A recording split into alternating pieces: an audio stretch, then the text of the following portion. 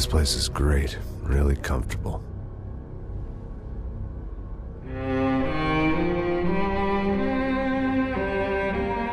I'm just gonna get settled in. Time to move on. Get on with my life. Yes, absolutely.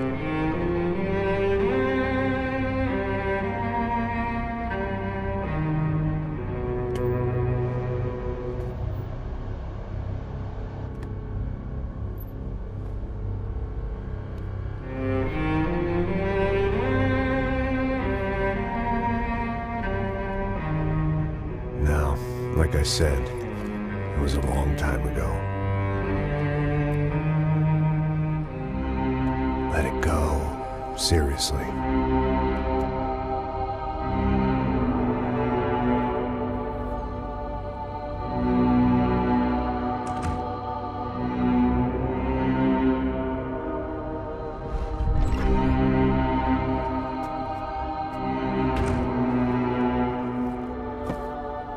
Definitely more my style than Panama, or Hoboken, I guess. No, if I'm honest, I just got kind of bored of boozing. I mean, once in a while, but not all the time. You're right, it wasn't doing me any favors. Maybe I'd lost my self-respect, but it's back. I'm excited, really. I really needed a new start.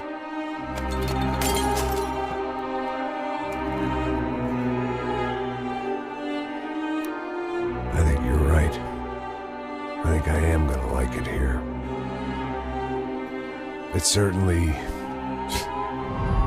ain't New Jersey.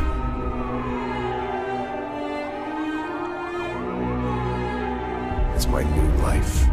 Just like you said.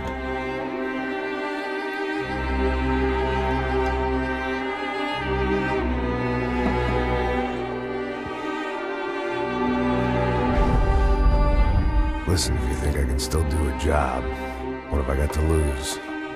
Apart from the weight. Very funny. Ha ha. Yes, that is a fake laugh, you jerk.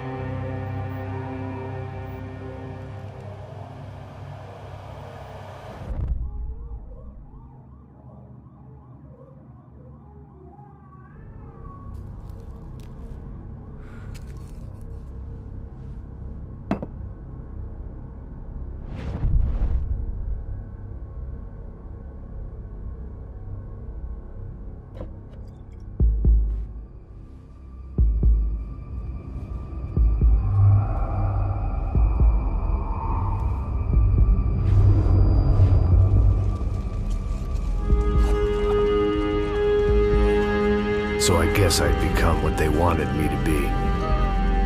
A killer. Some rent-a-clown with a gun who puts holes in other bad guys. Well, that's what they had paid for, so in the end, that's what they got. Say what you want about Americans, but we understand capitalism. You buy yourself a product and you get what you pay for. And these chumps had paid for some angry gringo without the sensibilities to know right from wrong. Here I was, about to execute this poor bastard like some dime store angel of death. And I realized they were correct. I wouldn't know right from wrong if one of them was helping the poor and the other was banging my sister.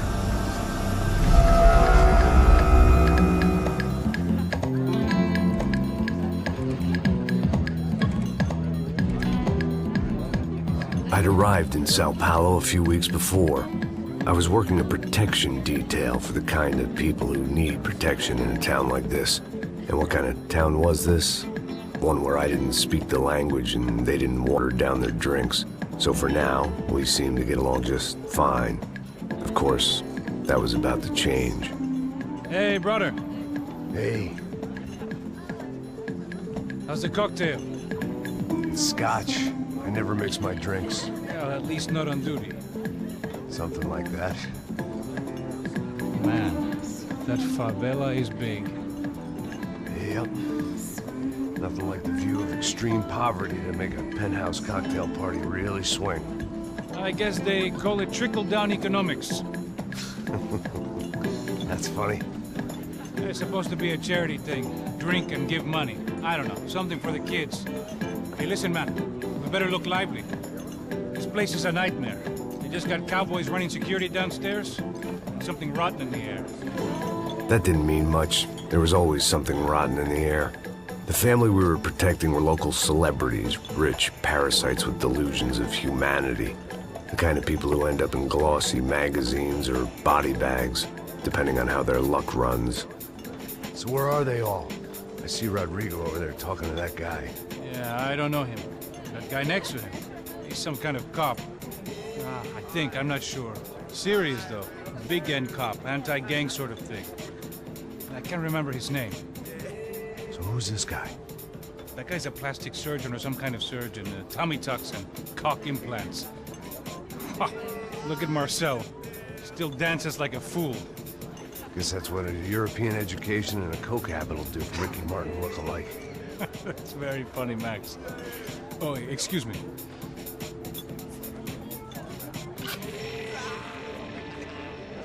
I was mostly working for Rodrigo Branco, a local businessman. Built things, did some charity, had things named after him, won awards, owned things, people. One of the trophies he had won was his wife, Fabiana. She was hot and wanted to be dangerous.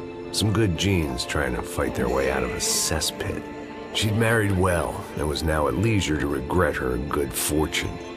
They got along as well as any rich workaholic and his younger airhead wife tend to get along. They mostly ignored each other. She spent a lot of time with his cokehead younger brother, Marcello. He was a good-time guy if your idea of a good time was an expensive suit, a bottle of champagne, and nothing between the ears. The middle brother, Victor, had just walked in. He was a local politician. Guy was smoother than an oil slick on an iceberg and about as toxic. The rest of the crowd, I didn't know, but I could imagine the types. People who know if they drink enough, they won't have to feel guilty about their good fortune. Suddenly, things turned real ugly. Felt like our hangovers arrived right on cue.